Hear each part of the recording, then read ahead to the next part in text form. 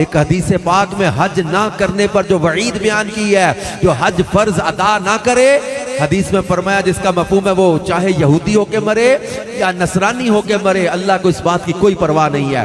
جو حج فرض ادا نہیں کرتا وہ گناہ کبیرہ کا مرتکب ہے۔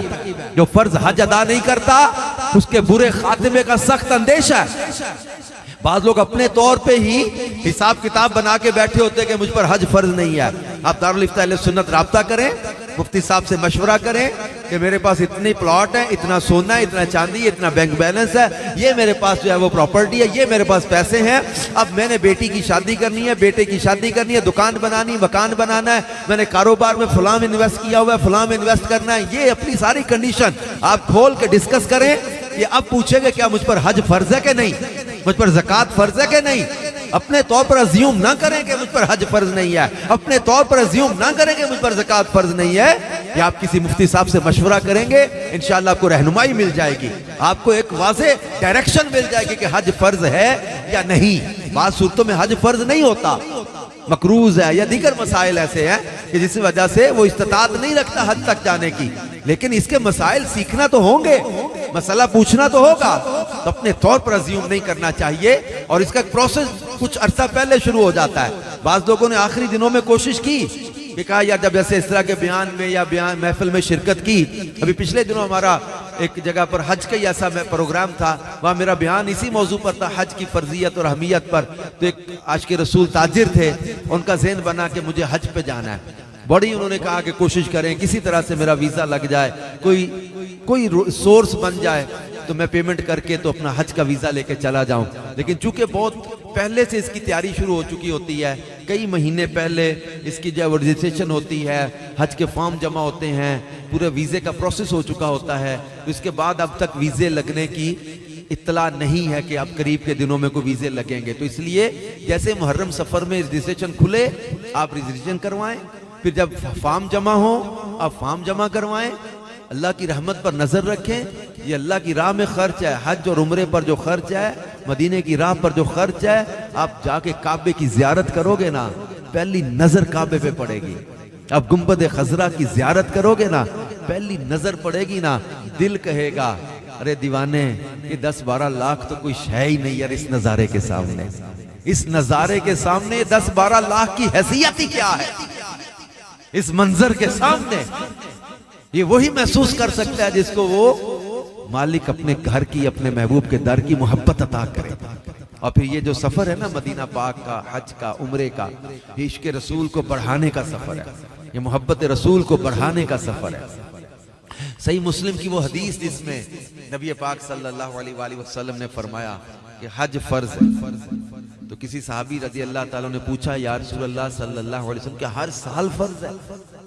آپ خاموش رہے، پھر فرمایا اگر میں ہاں کہہ دیتا تو ہر سال حج کرنا فرض ہو جاتا اور تم کر نہ پاتے۔ یعنی آپ کی ہاں یا نہ پر فیصلے ہو جاتے ہیں، یاد رکھیے۔ آپ فرماتے میں ہاں کہہ دیتا تو ہر سال فرض ہو جاتا۔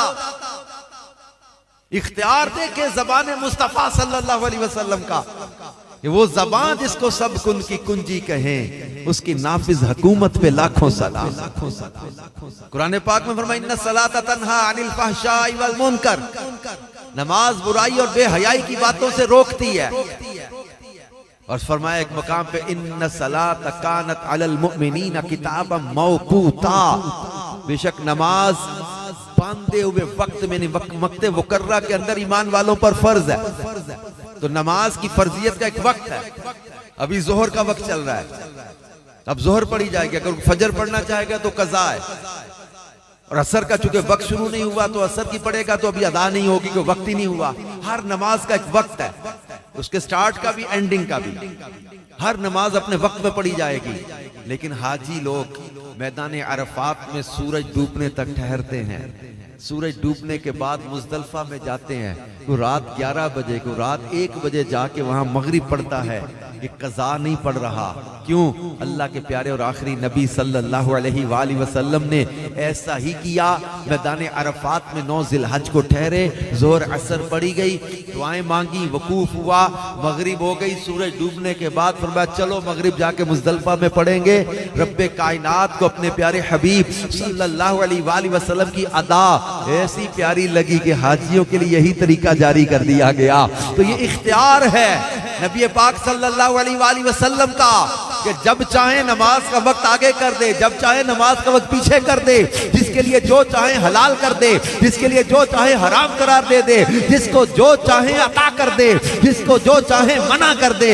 حضرت فاطمہ زہرا کی موجودگی میں حضرت مولا علی شیر خدا کو اور نکاح سے منع کر دیا. حضرت علی کو اس حالت میں مسجد میں آنے کی اجازت دے دی جس حالت میں دیگر مردوں کو اجازت نہیں ہے. کسی کو ریشم کی اجازت دے دی, کسی کو لوہے کی اجازت دے دی, کسی چاہے وہ عربی کو, کسی شخص کو جو روزہ توڑ دیا تھا, جس نے 60 روزوں کے بدلے یا 60 مسکینوں کو کھانا کھلانے کے بدلے یا غلام آزاد کرنے کے بدلے کفارہ ہے روزے کا, غلام یا لونڈی آزاد کرے یا 60 یا وہ روزے رکھے یا 60 مسکینوں کو کھانا کھلائے, وہ کچھ بھی نہیں کر سکتا تھا. نہ غلام آزاد کر سکتا تھا, نہ 60 روزے رکھنے پر قائل ہوا, نہ 60 مسکینوں کو کھانا کھلا سکتا تھا. اب بخاری شریف میں حدیث ہے, اللہ کے پیارے اور آخری نبی صلی اللہ علیہ وآلہ وسلم اس کو فرماتے ہیں کھجوروں کا ٹوکرا آیا صدقے میں تحفہ, آپ نے اسے عطا فرمایا جا خود کھا لے, اپنے بچوں کو کھلا دے, تیرا کفارہ ادا ہو گیا. جس کے لیے جو چاہے جیسا چاہے حکم جاری کر دے.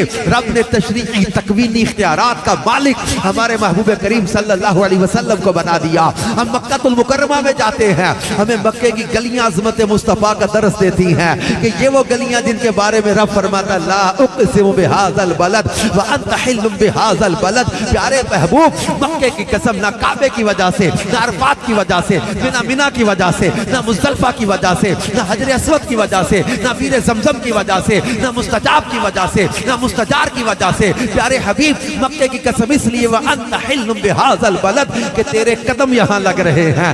کھائی قرآن نے خاک گزر کی قسم, اس کفے پاک کی حرمت پہ لاکھوں سلام. ہم کعبہ شریف کو دیکھتے ہیں, ہمیں مدینے والے مصطفیٰ صلی اللہ علیہ وسلم کی عظمت یاد آتی ہے. ہم آپ نماز میں چہرہ اٹھائیں تو سخت منع ہے کہ نماز میں آسمان کی طرف دیکھنا منع کیا گیا, بلکہ دعا میں بھی منع ہے کہ آسمان کی طرف نہ نظر اٹھانا, کہیں تمہاری نظر کا نور نہ اچک لیا جائے. نماز میں دعا میں چہرہ آسمان کی طرف اٹھانا منع کیا, لیکن محبوب کریم نے نماز میں چہرہ اٹھائیں تو رب فرمائے قد نرى تقلب وجهك في السماء فلنولينك قبلة ترضاها. پیارے حبیب ہم یہ آپ کا بار بار آسمان کی طرف چہرہ اٹھانا دیکھ رہے ہیں. پیارے حبیب جدھر تیری مرضی قبلتاً ترضاها, جدھر تیری رضا ہے, جدھر تیری مرضی, جدھر تیری منشا, جدھر تیری خوشی, پیارے وہی قبلہ بنا دیتے ہیں. این نماز کی حالت میں 2 رکعتیں بیت المقدس کی طرف منہ کر کے پڑھ چکے تھے, این نماز میں چہرہ کعبے کی طرف پھیر دیا. آج مدینہ پاک میں وہاں مسجد قبلتین بنی ہوئی, اس یادگار میں مسجد قبلتین, 2 قبلوں والی مسجد. وہ کون سی ہے؟ وہ کریم آقا صلی اللہ علیہ وسلم جہاں نماز پڑھ رہے تھے, این یا وہ نماز میں چہرہ کعبے کی طرف پھیرا. وَمَا أَرْسَلْنَاكَ إِلَّا رَحْمَةً لِّلْعَالَمِينَ. اس آیت کی تفسیر میں ہم نے پڑھا ہے جو رسول پاک صلی اللہ علیہ وسلم تمام جہانوں کے لیے رحمت ہیں. جو کعبے پر آپ کی رحمت اور احسان ہے نا, ان میں یہ شامل ہے کہ رخ مصطفیٰ اگر ادھر ہو جاتا تو قبلہ ادھر بنا دیا جاتا, رخ ادھر کر دیتے قبلہ ادھر کر دیا جاتا. یہ احسان ہے کعبہ شریف پر رسول پاک صلی اللہ علیہ وآلہ وسلم کا کہ آپ نے رخ کعبے کی طرف کر کے کعبے کو قبلہ بنا دیا. یہ ہے عظمت مصطفیٰ صلی اللہ علیہ وسلم. دربار الہی میں آپ کا مقام و مرتبہ